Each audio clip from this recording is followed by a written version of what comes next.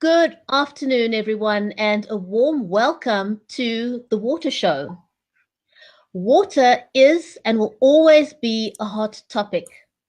This show is meant to inform and educate. We aim to keep it positive and factual because facts are our friends.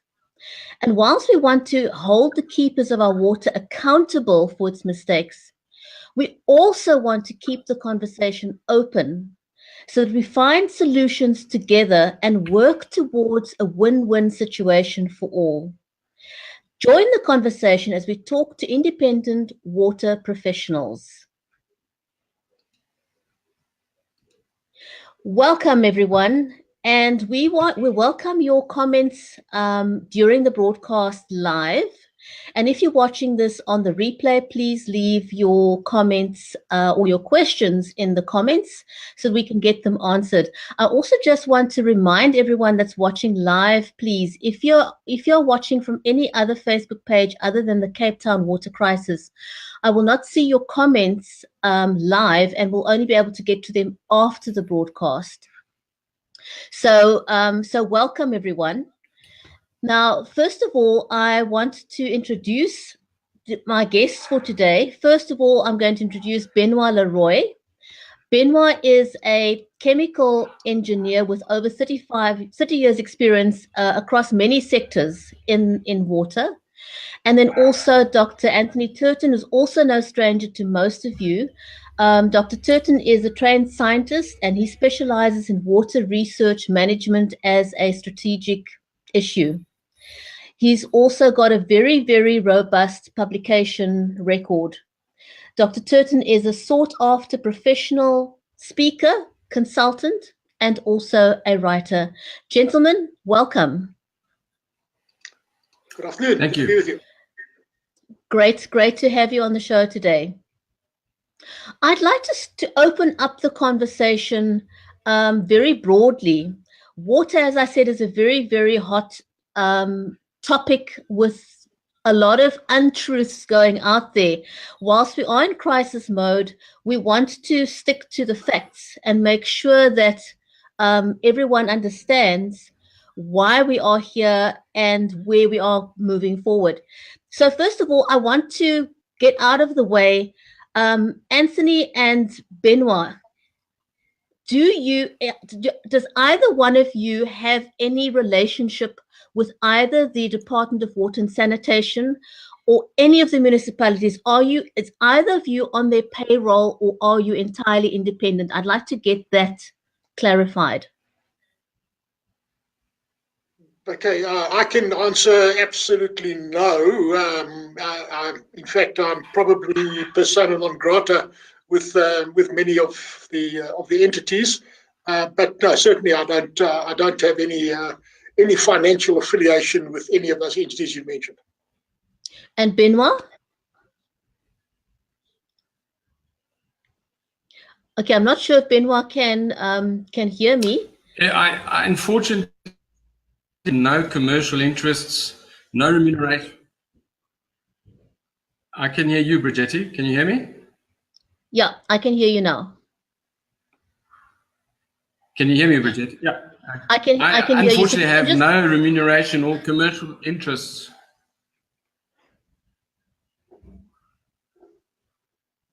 With any sphere of government. Okay, I'm glad we've got that out of the way. So I'd like to kick off the conversation today with the structure of our water supply. And perhaps, Benoit, if we can start with you. Can you explain or let us know who is responsible for bulk water? Because some people say that it's the individual municipalities that are responsible and should be held accountable. And other people say that it is the Department of Water and Sanitation. So who is responsible for the overall supply of our bulk water? The facts are imprinted in a whole lot of legislation that stems out of our constitution. So, I can't change the constitution. Nobody can without 75% vote in some of the crucial issues. So water was nationalized in 1998. the new Water Act was promulgated, and the custodian for our water resources is national government. There's no discussion, interpretation issue whatsoever. That's what it is.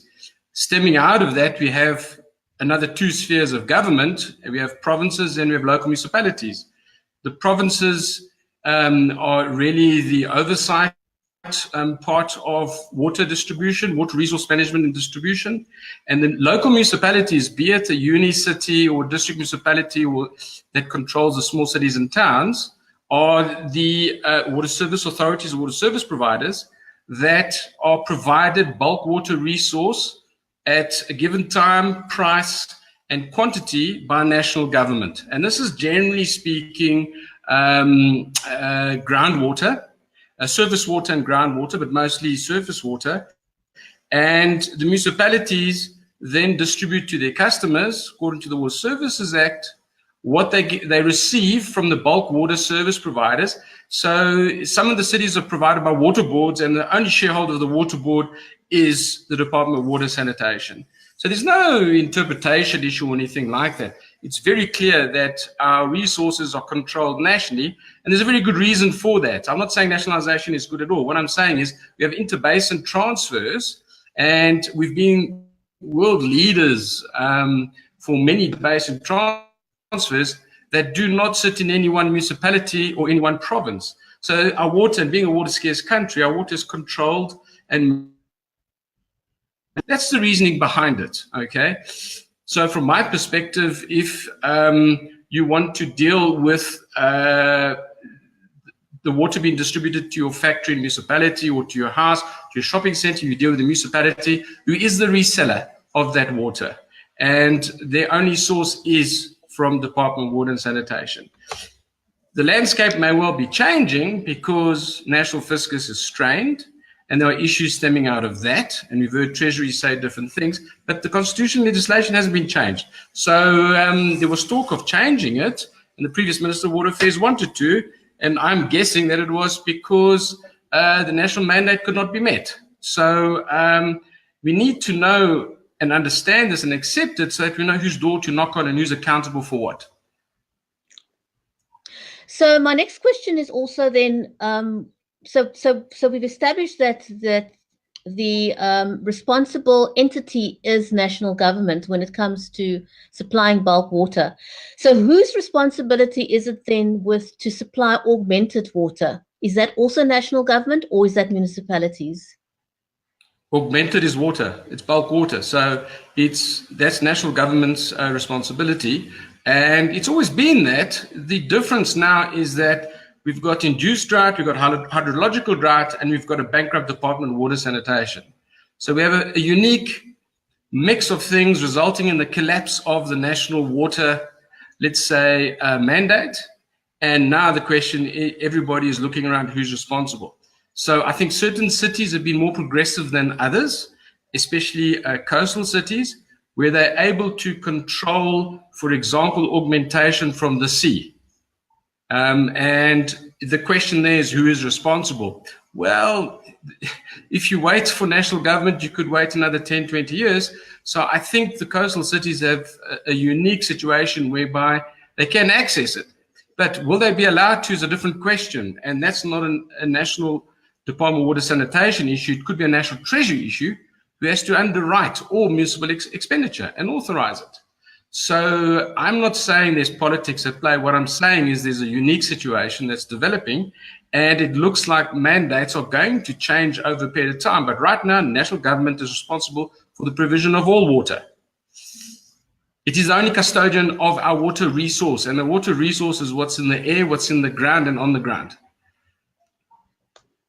So when people say that the municipality is at fault, what you're saying, for not supplying us with enough water, that's actually not where the responsibility lies. The buck stops with national government. It does. National government's the factory. If the factory is run out of raw material and it can't afford to buy raw material, it's not managing the raw material, there's no quality control of the raw material, and by law you're only allowed to buy from that factory, you can blame the distributor as much as you want. It's the factory that's the issue. And the factory has to be fixed. So how did we get into the situation? Maybe, Anthony, we can bring you in at this point. How did we get to the point, and is this simply a water shortage or is it a water crisis, and what's the difference? Well, Brigitte, it's a very complicated thing, but to simplify a complex thing, we are in a water crisis. We have been for some time, and we are in a situation, I think, of induced scarcity. That's the best way to describe it. And while we are blaming all kinds of things like climate change and drought, etc., the bottom line is it's a human-induced scarcity. And it's to do with the fact that as a young democracy, our politicians have run away with themselves and they've been involved in self-enrichment and etc., trough-feeding behavior, etc.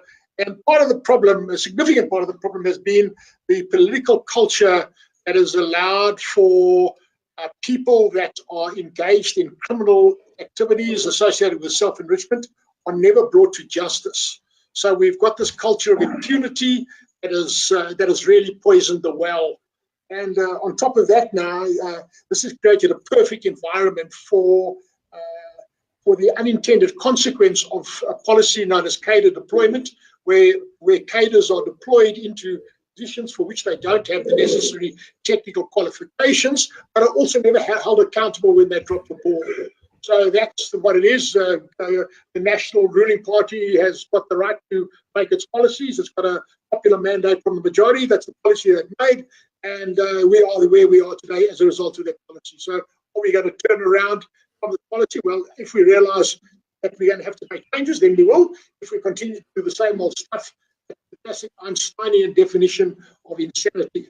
You constantly bang your head against the wall and you expect a different outcome. Benoit, as an engineer, why is it important that we have a team of specialists to guide us through this crisis, and not just people who are appointed because they belong to a particular political party or whatever? Why do we need engineers?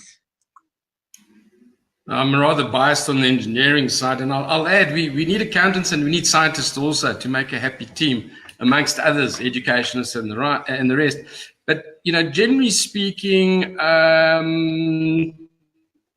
countries that by civil servants who are functionaries, they make the machine function. And in that, you've got professional people from the various spheres, from engineering through to hydrology, through to the sciences, accounting, supply chain management, operational people, and the likes. Our uni cities have lost a lot of that capability, but not completely. And if you look at it carefully, probably by the looks of it at the moment, it's generally speaking eThekwini or Durban and the city of Cape Town who are able still to function to a certain extent because they've still got enough engineering, or let's say technical capacity, which is part of it is engineering. When government gets voted in, those functionaries should stay in place, generally speaking, and our director generals, the heads of departments, municipalities, and the likes normally would not change and would not change it every time that there's an election. What's happened especially in province and in national departments, and specifically Department of Water Sanitation, is that it's a merry-go-round where they've adopted the circular economy where they recycle functionaries up to twice or three times a year. So nobody knows what's going on. And I've put the question out there to DWS, can you show me one project in the last decade at 100 million rand that you've delivered within spec and on time? I'm still waiting for the answer because there isn't one, and that's the sad part. And that's why we need people who are not politically motivated, but technically motivated, who, irrespective of government, do the jobs they have to do. Now we've got cities who have to become water resource management specialists, which is not just engineering. There's a whole lot of scientists, research, funding, etc. that happens, and the funding is constrained. The people have retired. We are not training new people to do this, and now we're wondering why cities are failing. They will fail, and they have to fail. Johannesburg has got 41%, it thinks. It might be closer to 50%. It's not sure how much water is leaking. City of Johannesburg, It's the richest city in Africa. So yes, we need technical people, irrespective of their political affiliations. We all got to vote at some time if we want to participate in democracy, but you stay unchanged. And to manufacture city engineering people, be it on the production of water, be it on the distribution of water, be it on the scientific services, or quality control and the likes, that takes 10, 15 years after you've graduated for you to become actually a value-add civil servant in that sphere. And quite honestly, the way they pay, I wouldn't even dream of it. So you really need to be dedicated to work in that environment. And I think at the moment, to work in a national or provincial capacity, you need to have some seriously thick skin to be able to survive the political machinations that are going on. So the crisis we have at the moment is completely 99% human-induced. The other 1% is because we have a hydrological drought in our country that's highlighting the scarcities that we subscribe to. So the problems that we're experiencing at municipality level, is that due? Can we say that that's squarely due to human failure, or is it a failure on the part of the Department of Water and Sanitation to provide the necessary funding for them to function? Where has the system broken down? I think it's a perfect storm. We've had 2 decades of underinvestment. It's not zero, it's underinvestment, and seriously underinvested. So we've got to find 870 billion plus. The number's probably closer to R1 trillion just to catch up and get everybody onto the grid in a sustainable and economical fashion. So there's R1 trillion we're looking for. That's the first thing. That's because 20 years we have not invested sufficiently. But there's the human capital we have not invested in sufficiently. Maths and science are critical in this, absolutely critical. And we are, whoever measures it, we're the bottom 2, 3, or 4. I haven't seen bottom 5. So the best is we're bottom 3 in the world. That doesn't do well for managing water and other related services. So I think the chickens have come home to roost because we've got a drought and we've got a political situation that we know has run away. And now we have to make people overnight, and now we're putting pressure, and the fiscus is constrained, government and at home and in the business. So we have a perfect storm. So if we don't want to be Venezuela, we need to be rational. And that's where I'm a great believer, is that, as Tony always says, facts are friends. And we must only deal with facts, because we do have the guys who have inherited Bell Pottinger, who are really stirring the pot in South Africa and taking advantage of a lot of people's lack of knowledge in water, because water always came through the tap. If you're in an urban environment, rural environment, a lot of people haven't had water for a long time, and they still don't have water 20 years later. It just doesn't matter what the politicians say, they still don't have it. There's no dignity in that. So we have a perfect storm, but I think the flip side is we do have a lot of hope. And that's where Tony will help us with the hope side, is that we still have the ability to turn things around. But for that, we need to change quite a lot of things. And from my perspective, is we have to highlight what the facts are. What are we dealing with, and how are we going to turn those facts, use those facts, and get government, to us, they represent us, to perform according to their mandate. And yes, and to hold the civil service that may be handicapped to account, okay? But if they have, so it's not just money. I think it's a perfect storm of a whole lot of things happening. So it's an integrated problem.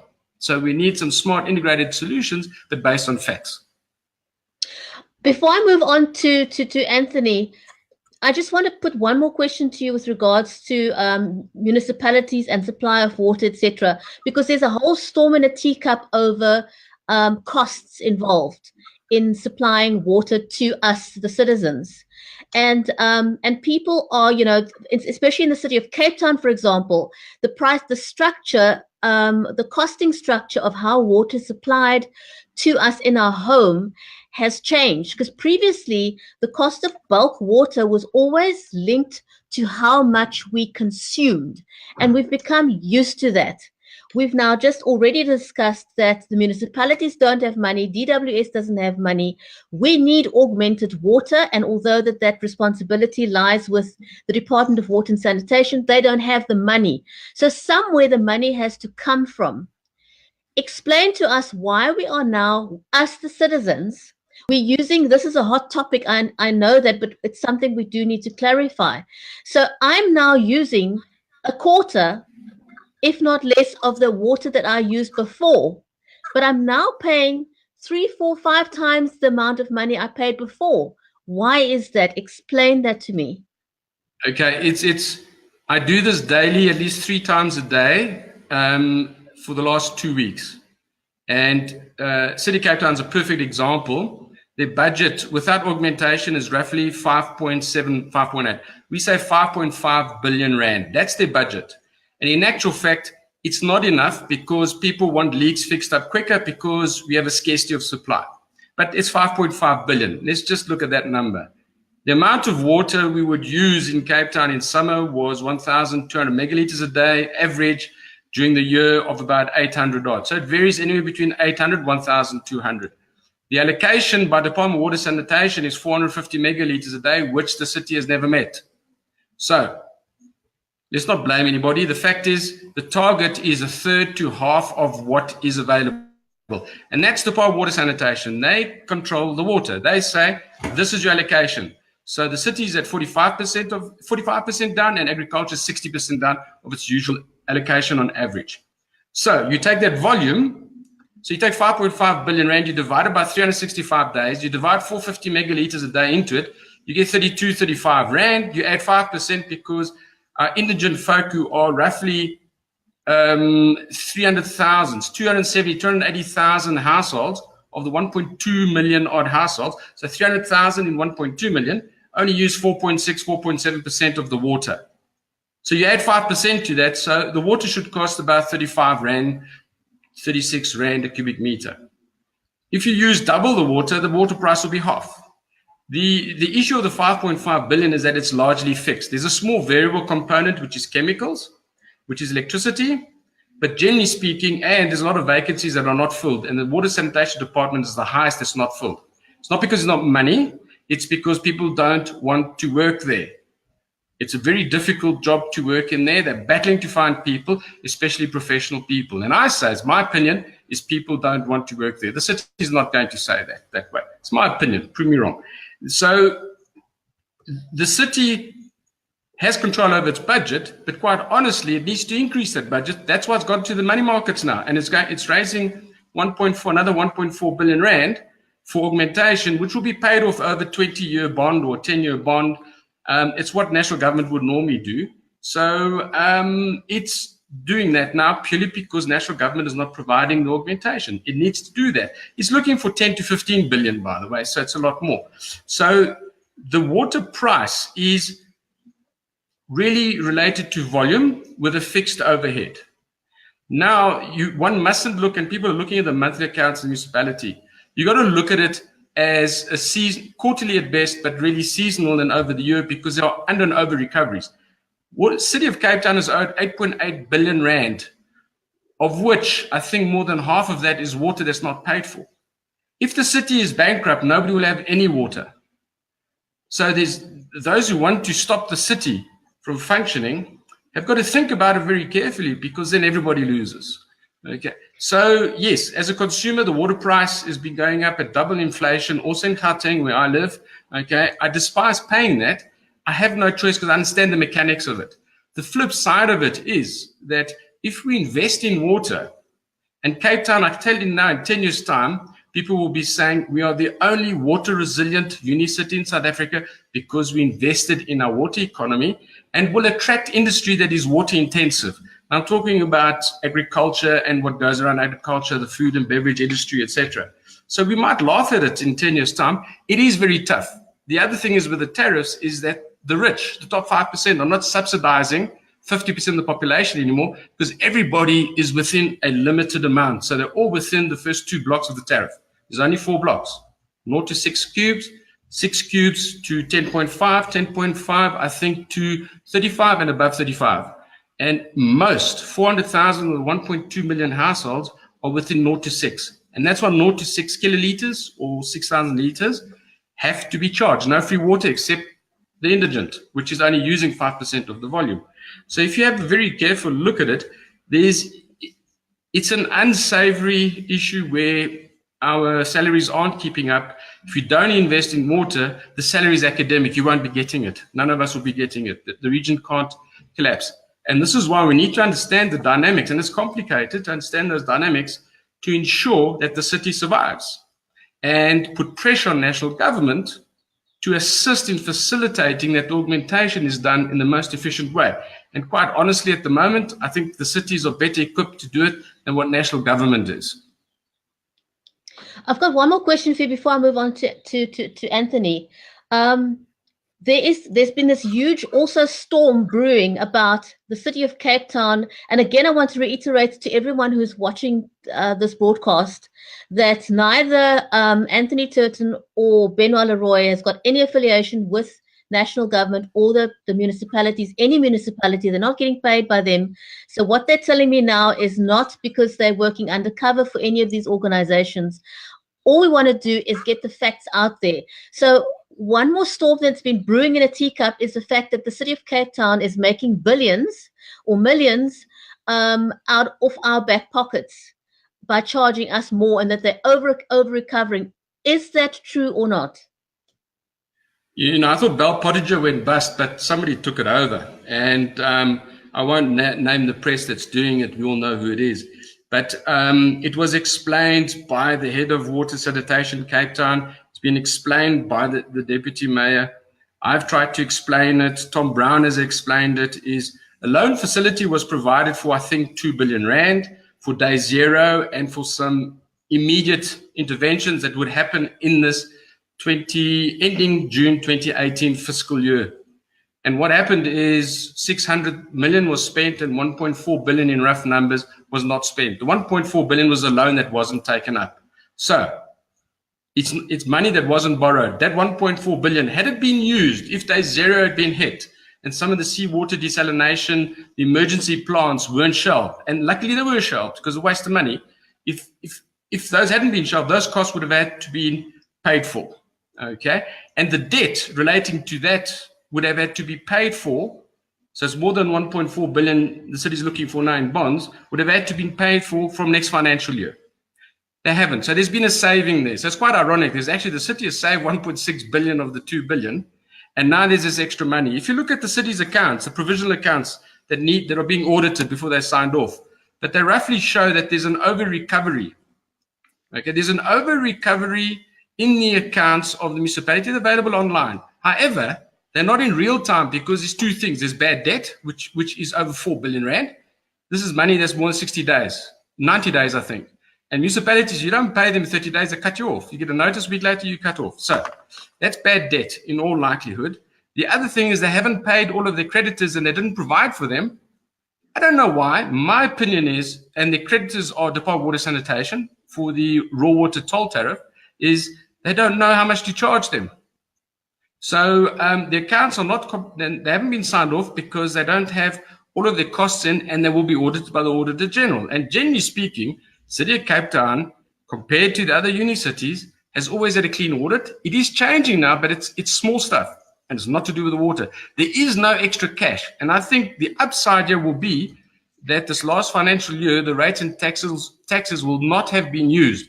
So if rates and taxes are used, as they were in the past, to subsidize the 1 to 2 billion shortfall in the water and sanitation budget, then poverty alleviation doesn't happen. Potholes don't get plugged, etc., etc., etc. So there's a balancing act. You can't have it all unless we're prepared to dig deep into our pockets, which I don't think we are. You know, it's tough out there. Absolutely. Thanks very much for explaining that. So one of the comments here is, how's the Water Alliance campaign progressing? So I want to move on to solutions with you, Anthony. So one thing that you've always been talking about for some time now is this paradigm of scarcity and paradigm of abundance. Can you break down what exactly that means in layman's terms? What is this paradigm of scarcity and what is a paradigm of abundance? And yes, why do we need to move on? Yeah, Brigitte, I'll gladly do that. But can I just, because Benoit said so much there, can I just quickly maybe try and extract one or two things from there just to add value? Okay. Sure. It is very clear to me now, and I want to be crystal clear in what I say, that we need functioning government. This is what we need. So there are very well-intended people out there that are justifiably very angry. And with the best intention of the world, they are trying to raise awareness, and they're trying to bring a city to its knees, or they're trying to bring a government down. This is not in our collective best interest. So where I come from, while I'm critical, while I've got a sharp tongue and I speak truth to power, I am pro-government. When I say pro-government, pro-functioning government in terms of a constitutional democracy, which defines that we must have a majority party elected by the majority of the people in this country and a functional, viable opposition. So I'm agnostic about who the ruling party should be and who the opposition party should be, but we need a good ruling party and we need an effective opposition party. And that's where I stand. So I believe very firmly in this whole thing that you've heard Benoit talk about now. We're talking about the emergence of anarchy. And anarchy is in nobody's interest at all. So I want to be very clear about that. Okay? We need functioning government, and therefore, if sometimes I make a statement, say for example, where I support President Cyril Ramaphosa's decision to bring in the Special Investigations Unit to start prosecuting, that is good for society. Doesn't mean to say that I'm a card-carrying member of the African National Congress. And just because Benoit and myself come out and support the city of Cape Town for doing something right doesn't mean to say that I'm a member of the DA or that I'm on anyone's payroll. Just to get that thing set aside. Okay, now to get back to the thing of paradigms. I just wrote a piece a while ago that was published in this magazine here, African Wildlife and Environment. And I posted that on my Facebook page today, and I see Benoit, I think you might have posted it now on Water Shortage South Africa, etc. That explains the whole thing about the paradigm of scarcity and the paradigm of abundance. In a nutshell, without boring people on a Sunday afternoon, thoughts are very liquid things. They float around in space, and they need to be tracked in a coherent way in order to make them useful in a complicated world. So what we do is we create an intellectual scaffolding. And that intellectual scaffolding, we give it a label, and that helps us to understand a complex world. But it's not a universal truth in and of itself. So that intellectual scaffolding now, we call scarcity. Scarcity, we live in a water-scarce country. Benoit said it just now. So because we live in a water-scarce country, for at least since the 1850s, we've been managing water as if it is a fundamentally scarce and constraining resource. And because we manage water in terms of this paradigm of scarcity, there are only certain tools that you can use to solve the problem of scarcity. You can either get more water, which means in the case of South Africa, build more dams and trap more rivers, or we can use less water, which means water demand management, as you've seen now in a draconian way in the city of Cape Town. That's all we can do if we are managing scarcity. While that has been good for us up to now, for the last century or so of time, maybe 1.5 centuries of time, it is not a universal truth. And the universal truth is that water is actually not a scarce resource. We live on a planet, 2/3 of which is covered by water, only 1/3 covered by land. The total volume of water on this planet, only less than 2% is fresh water, and most of that is tied up in the ice caps. It's only a tiny fraction of fresh water that we are running into scarcity of. We're not running into scarcity of water, we're running into scarcity of good quality, potable fresh water. That's our problem. So we need to reframe a paradigm that enables us to solve the problem. Like it or not, human beings are an alien invasive species. That sounds provocative, but we are. Human beings are the only species on the planet that has invaded every portion of the planet and has then waged warfare on all other species in that space that they've occupied.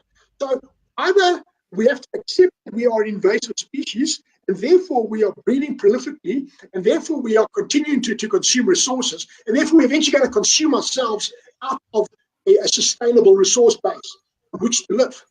or we've got to do what they did when they said they're going to go to the moon and back. We've got to understand that water is a flux that moves in time and space, and therefore we've got to think about recycling, recovery, using science, engineering, technology, and capital to create a better future for ourselves. And that's what the paradigm of abundance is about. It's about a different mindset that tells us that the problem we think we're trying to solve is not just about building another dam. The problem we think we're trying to solve is actually different.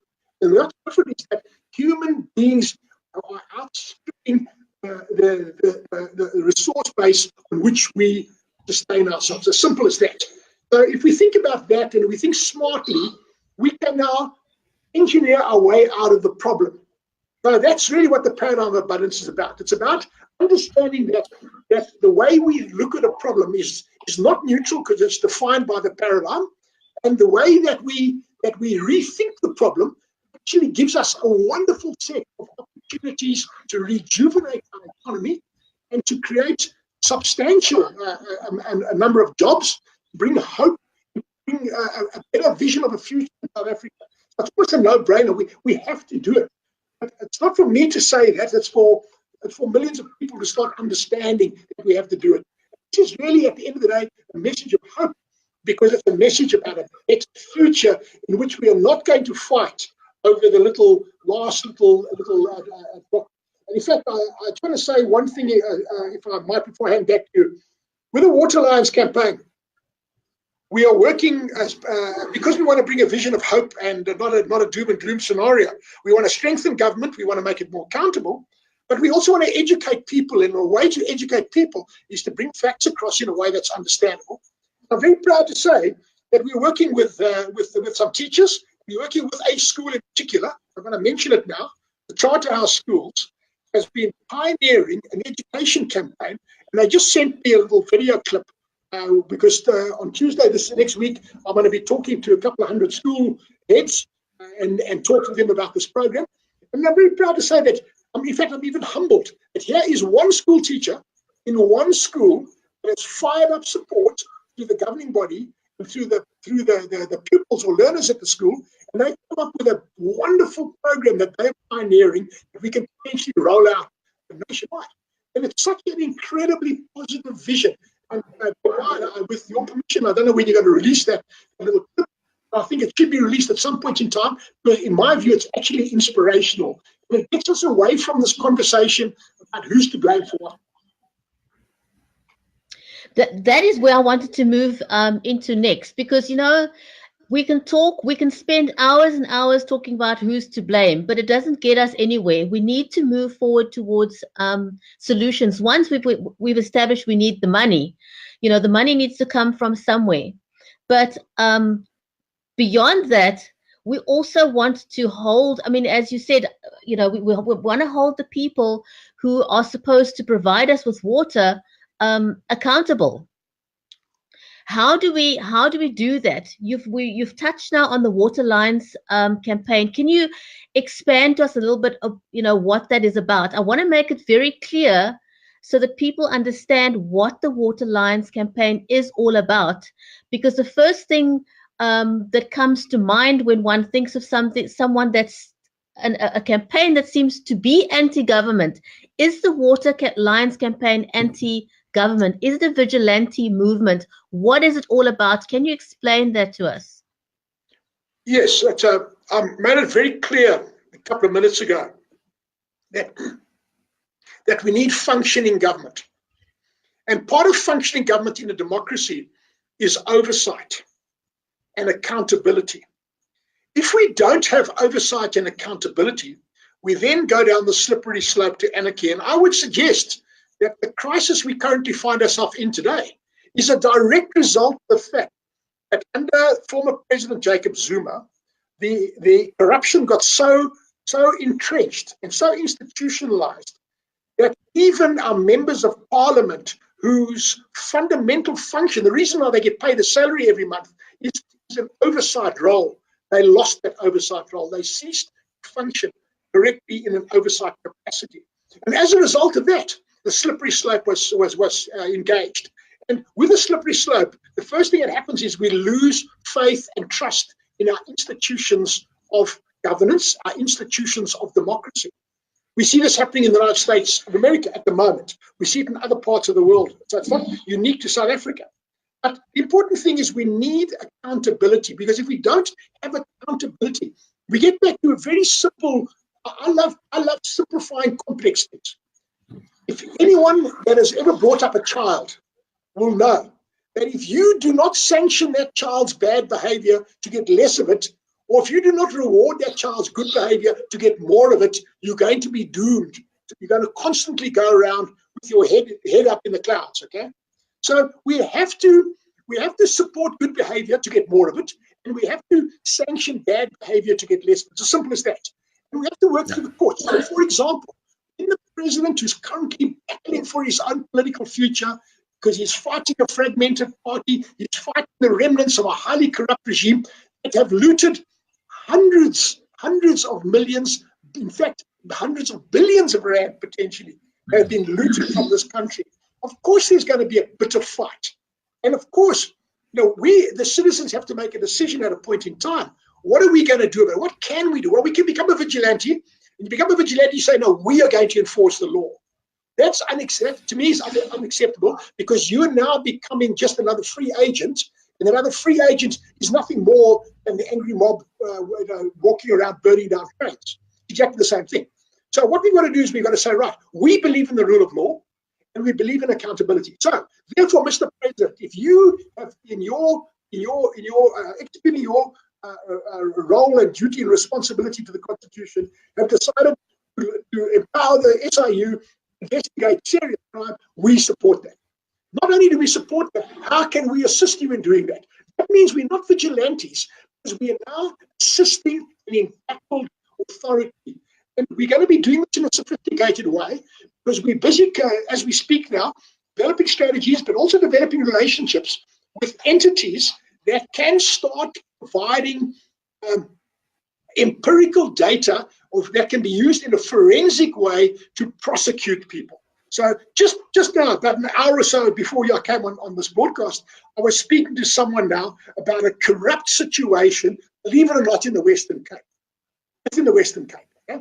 And now, in that context, there were decisions made.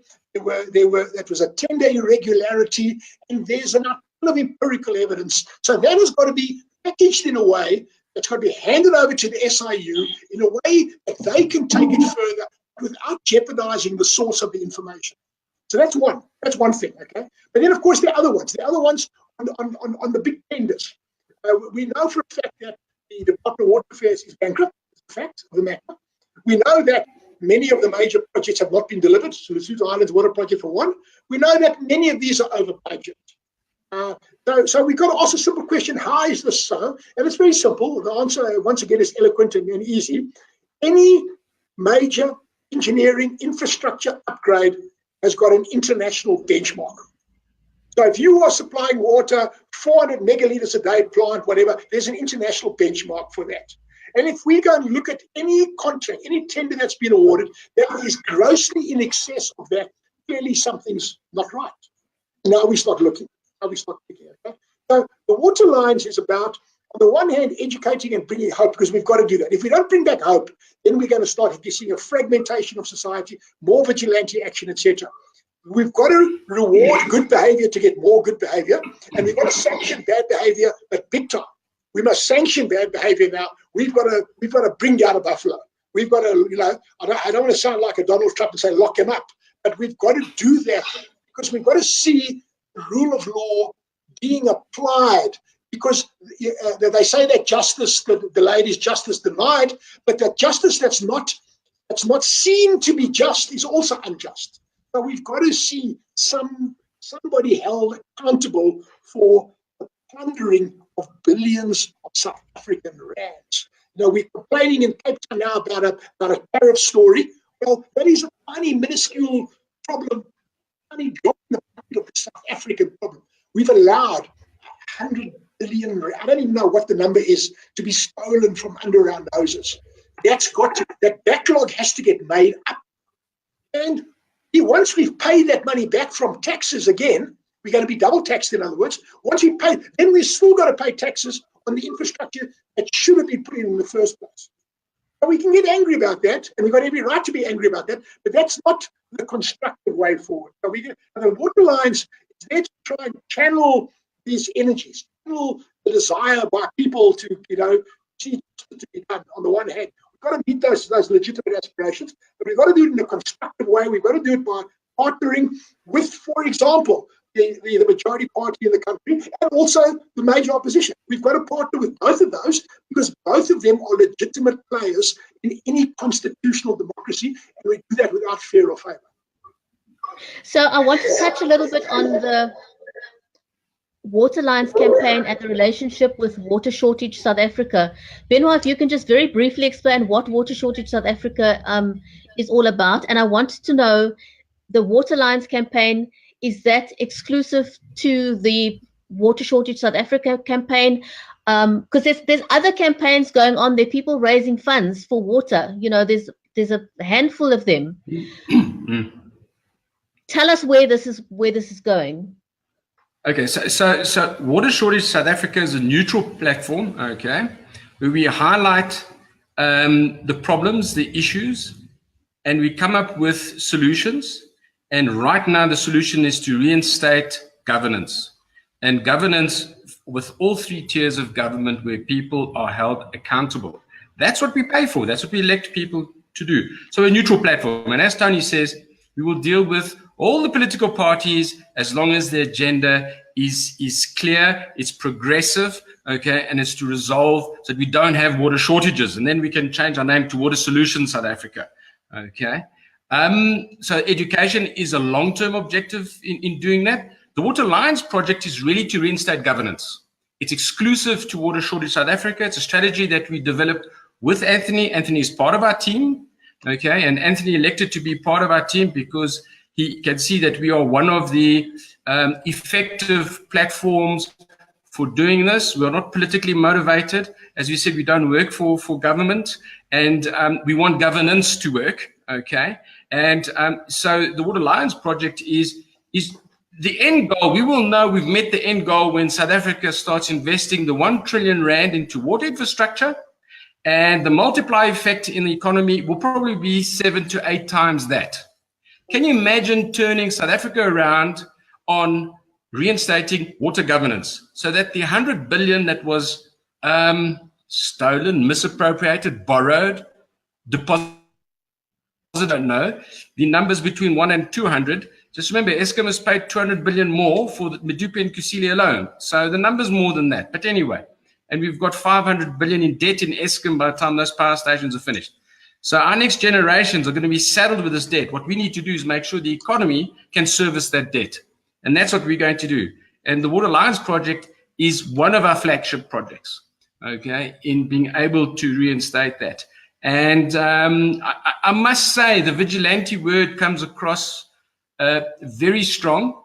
And we're there to reinstate governance. And taking the law in our own hands is going exactly opposite that. And that's why we won't do that. Okay, so it's just reinstating governance. And just to let you know that do not think that the SIU or Special Investigation Unit is being mobilized, etc. in water. People mustn't think that we haven't been heard. We're not the only guys lobbying, but we have been heard. I can tell you, you can hear we have been heard. And tomorrow the City of Cape Town is also making a big announcement tomorrow morning on ENCA. And I've been asked to comment on that because we do have the facts, we do have inertia, okay, and we do have the ability to be able to get governance reinstated in the water sector. The other sectors will follow suit, okay. So, yeah. Yeah, can I just add 2 more things to that, please, Brigitte? Sure. When I was approached by Water Shortage South Africa to join them or to support them, I had a long engagement with them. And I've always been an independent person, and I've always spoken truth to power. So I looked at them and I said, yes, I think what you guys have done, you've done amazing things with very limited resources. And I wanted to adopt a charity. So that's essentially what I've done. I've adopted a charity. This is my charity of choice. But I said to them, right, you can use my name if you want to. I haven't got a problem with that. But there are 2 conditions attached to this thing. And the one condition is that we start developing the capacity to get this discourse out there for the new paradigm of abundance. Because this is the way of the future. This will differentiate WSSA from all the other arm-waving, finger-pointing, noise-making, money-raising NGOs that do their thing. Okay, and I'm not criticizing any of them. That's what they do. Okay, but how do we differentiate? How do we become different? Well, we become different by making a difference. And we've got to give them a vision for a better future. We've got to help them to understand that's actually a good thing to go to, and this is how we're going to get there. So the whole thing about the new paradigm of abundance is very much part and parcel of the conditionality that I've attached to endorsing, if you like, the water shortage South Africa. And the second thing is that any money that we raise, any 1 red cent that is raised, will always be accounted for, it will be fully audited, and will be spent for the purpose for which it was raised. I'm not in the business of ever getting involved in any skullduggery where anyone has dug their hands in the cookie jar and enriched themselves in any way, shape, or form.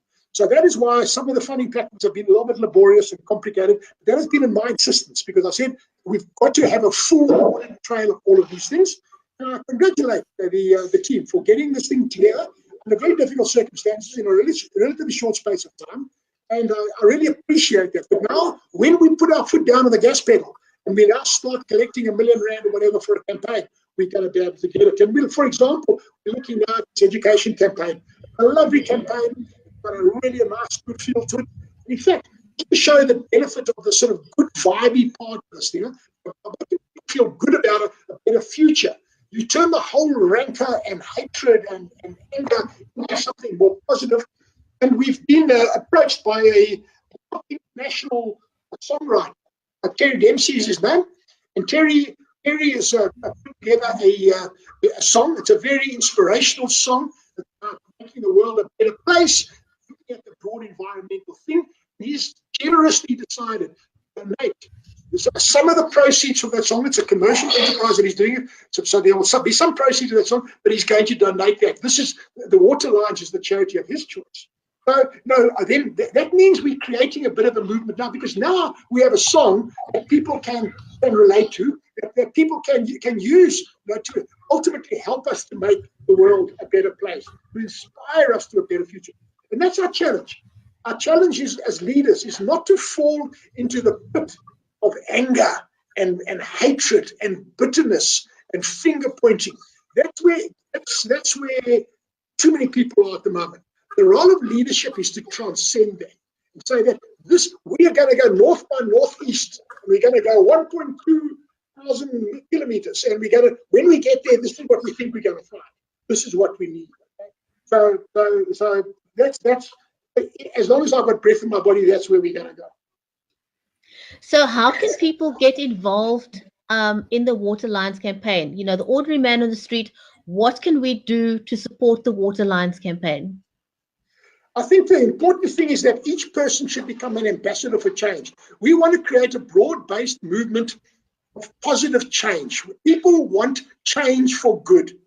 And because water is such a cross-cutting issue, because water is the ultimate economic enabler, because water is a thing that's used to wash away the sins of the past, if you like, okay?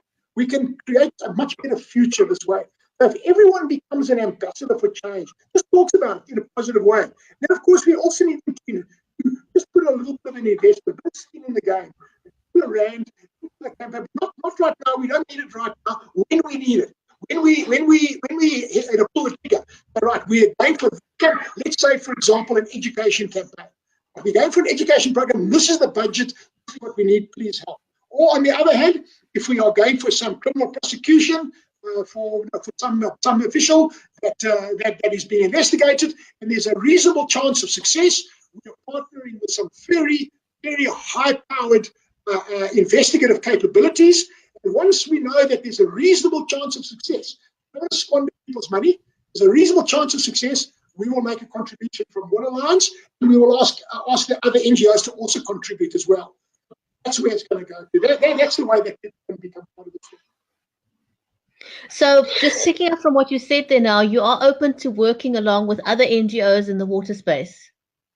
Yes, we are, because ultimately the problem is bigger than any one entity can solve. And any one entity that says that they are the Messiah, that they can solve this, they're delusional.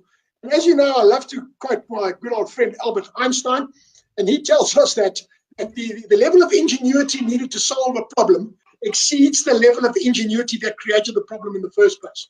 So we've got to mobilize more capability, more intellectual ability, more engineering, science, technology, finance, law, all this kind of stuff. Then has been mobilized up until this point in South Africa.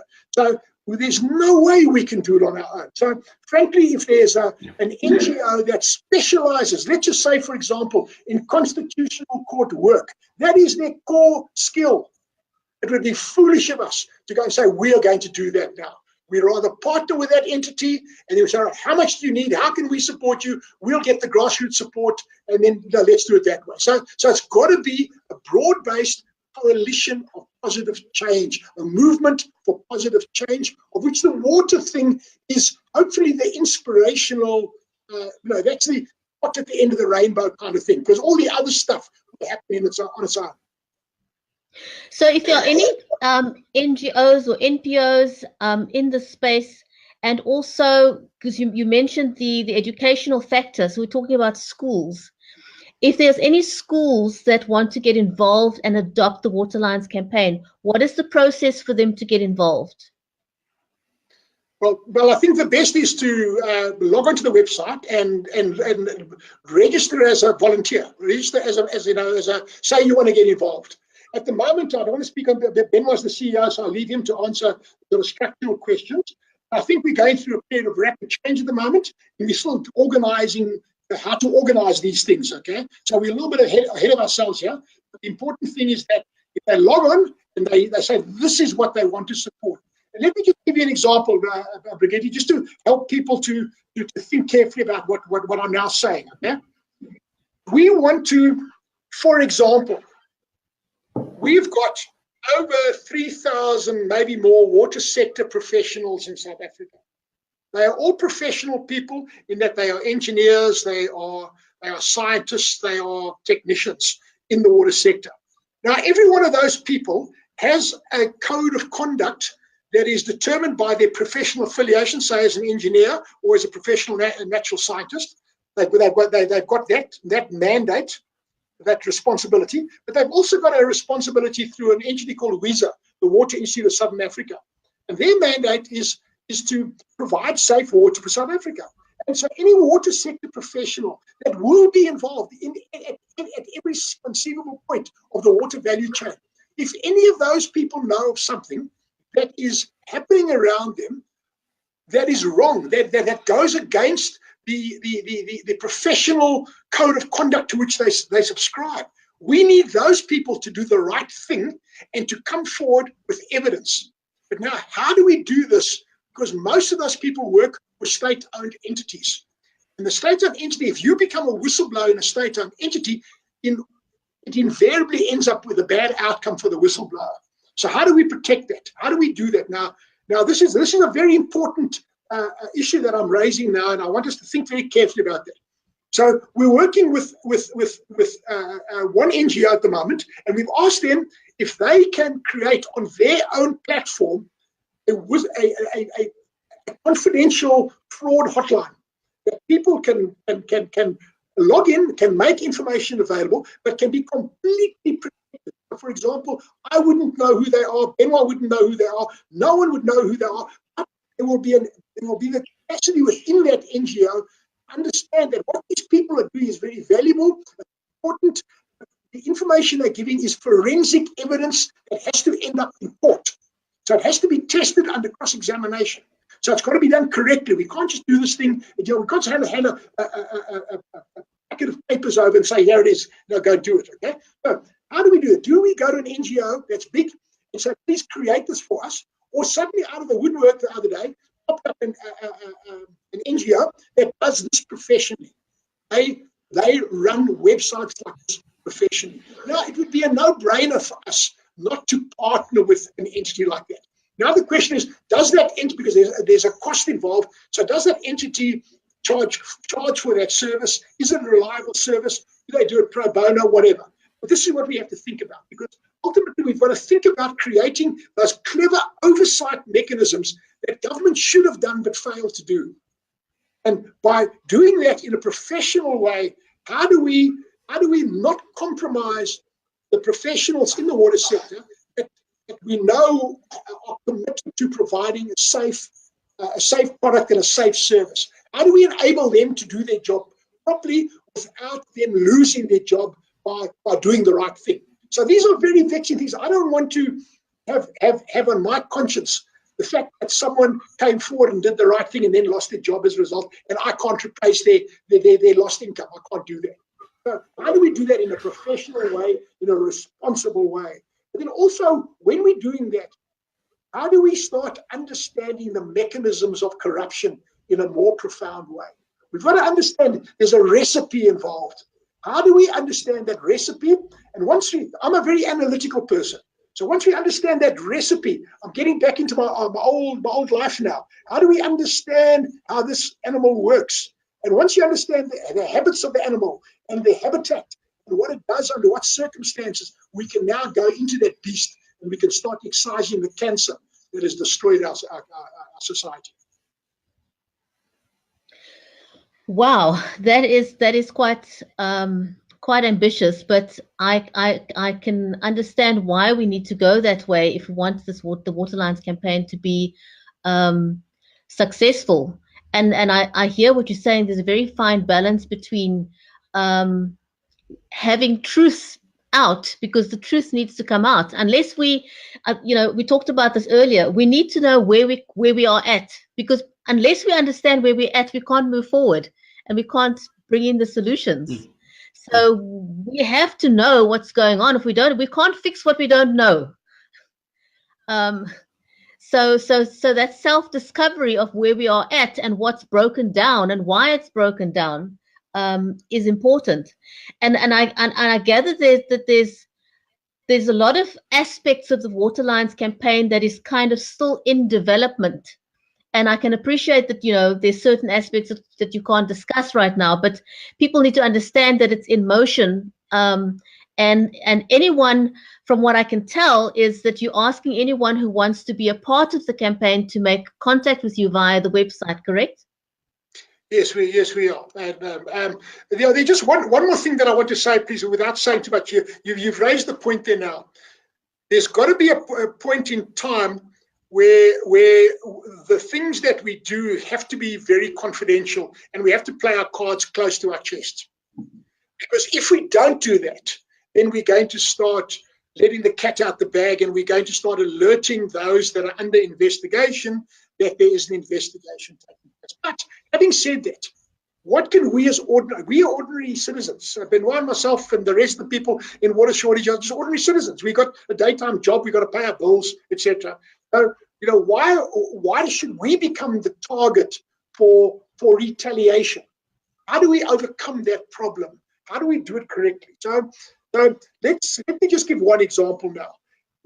Indications are at this point in time that given the scale and magnitude of corruption, we are dealing with organized crime. It's not small Mickey Mouse little guy putting his hand in the petty cash box and taking 100 rand out. Not that at all. We're talking about substantial sums of money. We're talking about procurement contracts that go in the billions of rand. And what we also know now from looking and starting to understand the modus operandi is that in all of these, there's a paper trail. So on the one hand, I mentioned earlier on that there's this benchmarking aspect. So let's just say you're doing a wastewater treatment work, just take, for example, or a potable water treatment plant of say 150, 200 megs a day. Okay, there's a benchmark price for that. So we can go and look at every single tender that's been awarded for the last 20 years for any project. And we can say, does that project meet the international benchmark, yes or no? Then we can say, right, let's put a margin of error of plus minus 10%. Let's be generous, plus minus 20%. If it's 20% out of spec, well, then there's no red flag, okay? But if it's 50% or 100% out of spec, now there's a red flag. So now we're going to harvest these. So now there are hundreds of these things, maybe thousands. How do we go about that? What's the next step? Okay. So we've got to be very careful in how we allocate our resources, and we've also got to be very careful in how we raise public expectations, because we can't raise an expectation and then not have that met. So, for example, I just want to say this, and then I'm not going to say anything more about it. It's very clear that we're dealing with an organized system. And it's very clear that in that organized system, because of the sums of money involved, we are dealing with a specific kind of crime, and that is called money laundering.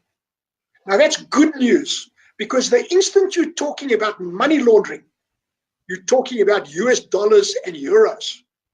And when you're talking US dollars and euros, you're talking about adults that don't cost us 1 red cent. We're talking about serious entities, FBIs, Interpols, these kind of people. So as long as we can provide credible evidence to these people, let them get on with their investigation independently of us. All we do is we trigger the investigation. That's all we do, trigger it. And that's where we're going to go. So that's not going to cost the citizen any more money. But in order to get that kind of evidence, to say to, let's just say the FBI or the American Secret Service that deals with international money laundering when it comes to US dollars. Before we go to the American embassy and hand the thing over, so we've got to say, listen, here's an envelope of stuff. What's this stuff? Is this stuff credible? This is the case that we're putting together. We believe that there's sufficient cause for further investigation. We don't want to fall over your, what you're doing. This is, and you please look at this and make a decision about whether you want to take it further or not. You don't have to tell us if you take it further. It's entirely your right to do that. That is a very, very powerful way. And one of the things we're toying with now is for example, for a crime to be committed, there must be a victim. How do we start taking victim statements? How can we assist people in actually articulating what it's meant to them to have lost somebody or to have lost a business or whatever? So these are all things that's a work in progress, but it's a very positive and very constructive work in progress. But ultimately, there's a very significant plan that's coming forward. And that plan is a plan that isn't going to cost millions and millions and millions of rand, because we're going to be using the likes of your international money laundering investigative capabilities, which I believe believe it or not, are robust, solid, and don't cost us 1 red cent. Sure, that's a minefield. You just mentioned something there. There's been a lot of unintended consequences of this drought. Businesses have closed down, people have lost their jobs, and that's a whole nother topic that we're not going to get into today. So I want to ask people on the ground: do we want to encourage them to become ambassadors for the Water Lions campaign? Yes, I want them to become ambassadors, but not investigators. So under no circumstances must anyone go out there and start poking their nose in someone else's business, because when you're poking your nose in someone else's business and there's organized crime involved, someone's going to come and whack you, okay? So don't do that. Don't go there. Don't go there. Understand we're dealing with some serious stuff here, okay? So just become ambassadors, become positive, become change agents by living out the change that you want to see. And just start by giving a positive message every morning when you wake up. Give yourself a positive message. Today is going to be better than yesterday, and tomorrow is going to be better than today. Just by doing that, you're already starting to change. And just by understanding that water is such an important component, it's a litmus test for the health of our society. And just as it's bad at the moment with all the tons of sewage in our rivers, so too it can become good and will become good in the future. But under no circumstances, I just want to reiterate, please. It's like when you see some of these TV programs when they say don't do this at home. Please don't under any circumstances go and become a vigilante now, trying to get evidence of some crime taking place somewhere. Leave it alone. Don't do it. Once we've got the secure hotline set up, we will then have a proper process, a proper procedure in place where evidence can come forward, where the person can be 100% guaranteed they're going to be protected, where we can protect the person on the one hand, and on the other hand, we've got to protect the evidence that they're giving. We've got to prepare. We've got to protect the chain of evidence, that it's not broken, because it ultimately has to end up in a court of law, and that court of law is ultimately going to end up in a successful prosecution. So these are two different things, but that's another side of the campaign. We'll be dealing with real proper professionals that deal with this on a daily basis. That's why we can't toy with this and think we're going to just set up a little button to put on the WSSA page to come forward and give us information, because that's just going to hurt somebody. Absolutely. Thank you very much, gentlemen. Appreciated that. Do you have any final words? We're out of time. Benoit, just in quick summary, can you just briefly tell us again what WSSA is about and how people can donate to the Water Lines campaign?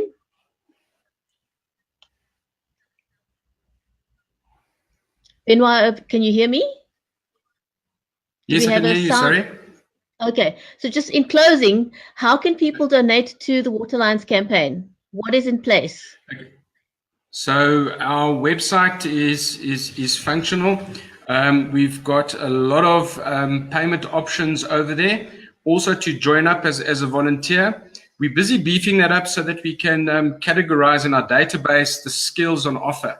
So I'm an educationist, I'm a scientist, I am a mechanical engineer, I'm an accountant, etc. So we'll be divvying that up as we speak, so that the website is the coordination tool, so to speak.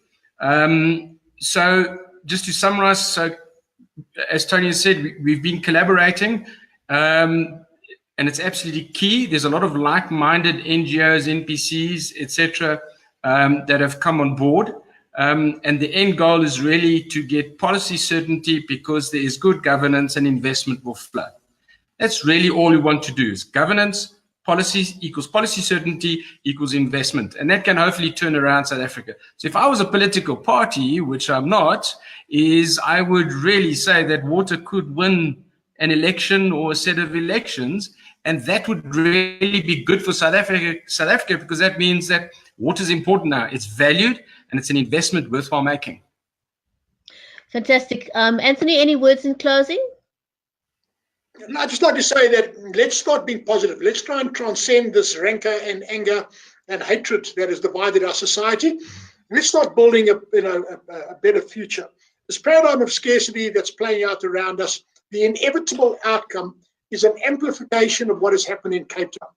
Cape Town has not dodged the bullet, not by any stretch of imagination. I'm going to be in Melbourne next week, and I'm working closely with Victoria Water. They're doing their scenario planning and strategic planning for their next cycle. So I'm going to be spending some good quality time with some of the top water sector professionals in the state of Victoria, and they're dealing with the same issues. They are completely plugged into what's happened in Cape Town, and they're learning the lessons from Cape Town so as not to repeat those lessons. But the important thing is that the future is ours to make of as we will.